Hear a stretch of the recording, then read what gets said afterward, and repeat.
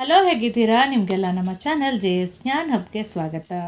ಇಂದು ನಾವು ಪುಟ್ಟ ಮಕ್ಕಳಿಗೆ ಸ್ವತಂತ್ರ ದಿನದ ಭಾಷಣವನ್ನು ಹೇಗೆ ಮಾಡೋದು ಅನ್ನೋದನ್ನು ತಿಳ್ಕೊಳ್ಳೋಣ. ಅದಕ್ಕಿಂತ ಮುಂಚೆ ದಯವಿಟ್ಟು ನಮ್ಮ ಚಾನಲನ್ನು ಸಬ್ಸ್ಕ್ರೈಬ್ ಮಾಡ್ಕೊಳ್ಳಿ, ಯೂಸ್ಫುಲ್ ಇರೋರಿಗೆ ಶೇರ್ ಮಾಡಿ ಮತ್ತು ವಿಡಿಯೋವನ್ನು ಕಂಪ್ಲೀಟಾಗಿ ವಾಚ್ ಮಾಡಿ. ಈಗ ಶುರು ಮಾಡೋಣ. ಪುಟ್ಟ ಮಕ್ಕಳಿಗೆ ಸ್ವತಂತ್ರ ದಿನದ ಭಾಷಣ.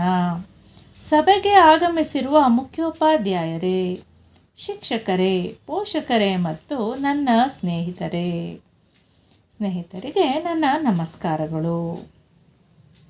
ಎಲ್ಲರಿಗೂ ಸಭೆಗೆ ಬಂದಿರೋ ಶಿಕ್ಷಕರು, ಸ್ನೇಹಿತರು ಮತ್ತು ಪೋಷಕರು ಎಲ್ಲರಿಗೂ ನನ್ನ ನಮಸ್ಕಾರಗಳು ಅಂತ ಫಸ್ಟ್ ಹೇಳಬೇಕು.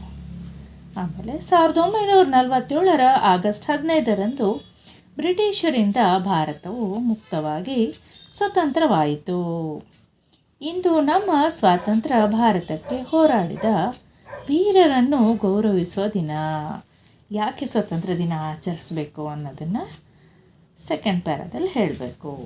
ನೆಕ್ಸ್ಟು, ಬನ್ನಿ ನಾವೆಲ್ಲರೂ ಒಗ್ಗಟ್ಟಿನಿಂದ ನಮ್ಮ ದೇಶದ ಪ್ರಗತಿಗಾಗಿ ಶ್ರಮಿಸೋಣ ಎಂದು ಹೇಳುತ್ತಾ ನನ್ನ ಪುಟ್ಟ ಭಾಷಣ ಮುಗಿಸುತ್ತಿದ್ದೇನೆ.